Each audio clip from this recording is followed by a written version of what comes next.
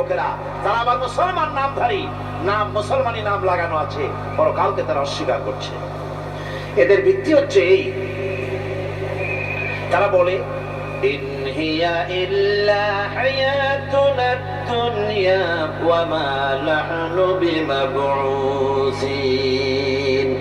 তারা বলে এই দুনিয়ার জীবনটাই একমাত্র জীবন, এই দুনিয়ার জীবনই হলো একমাত্র জীবন, আমরা আর উঠবো না পরকালে। পরকাল বলে কিছুই নাই, পরকাল বলে কোনো জিনিস নাই, আমাদেরকে কিয়ামতে আল্লাহর দরবারে ওঠা লাগবে না। সুতরাং তারা ওমর খৈয়ামের মুরিদ হয়ে যায়। তারা বলতে থাকে এই বেলা ভাই মদ খেয়ে নাও, কাল নিশীথের ভরসা কই, চাঁদনি জাগিবে যুগ যুগ ধরি, আমরা তোমার রবনা সই। যত পারো মদ খাও, নগদ চাপাও, হাত পেতে নাও, পাখির খাতায় শূন্য থাক, দূরের বাদ্য কিলাপ শুনে মাঝখানে যে বেজায় ফাঁক। কোথায় কিয়ামত আর কোথায় পরকাল, কোথায় বিচার, কোথায় হাসর, কোথায় সিরাত, কোথায় মিজান, আর মাঝখানের টাটকা সুখগুলো ছাড়িয়ে দেবে একটা কথা, মাঝখানের এই টাটকা সুখগুলি গ্রহণ করো, মজা করো। এই সব শিক্ষা দেওয়া হয় ওই সেকুলার শিক্ষা ব্যবস্থার মাধ্যমে কলেজে এবং বিশ্ববিদ্যালয়গুলিতে।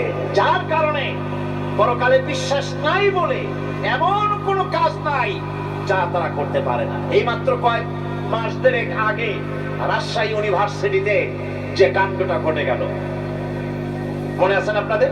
পত্র পত্রিকায় আপনারা পড়েছেন, এবং আমি রাজশাহীতে গিয়ে সেখানে প্রত্যক্ষদর্শী যারা দেখেছে তাদের মুখে শুনেছি, শিক্ষাবর্ষ সমাপন করেছে যে সব ছাত্র ছাত্রীরা, তারা র্যাঙ্ক উদযাপন করছে।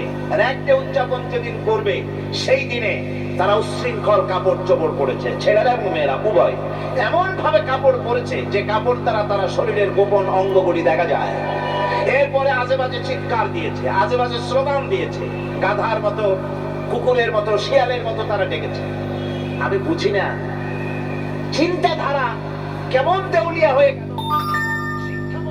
বিশ্ববিদ্যালয়ের সর্বোচ্চ শিক্ষাঙ্গন থেকে লেখাপড়া শেষ করে বেরোচ্ছে, যাওয়ার সময় তারা বিশ্ববিদ্যালয় থেকে কুকুরের ডাক দিল, শিয়ালের ডাক দিল, ছাগলের ডাক দিল। কি প্রমাণ করতে চাইলো? যে 16 বছর লেখাপড়া করে বিশ্ববিদ্যালয়ের অঙ্গন পেরিয়ে গোটা জাতির জন্য ছাগল হয়ে আমরা আবির্ভূত হচ্ছি, অথবা কুকুর গরুর ভূমিকায় আমরা আবির্ভূত হচ্ছি। নাউযুবিল্লাহি মিন যালিক। এরপরে মিছিল শেষ করলো, সন্ধ্যাবেলায় শুরু হলো সাংস্কৃতিক অনুষ্ঠান।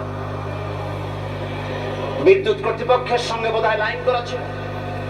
সন্ধ্যা 7:30টার সময় মঞ্চ তৈরি আছে, গান হচ্ছে, আনন্দ ফুর্তির শেষ নাই।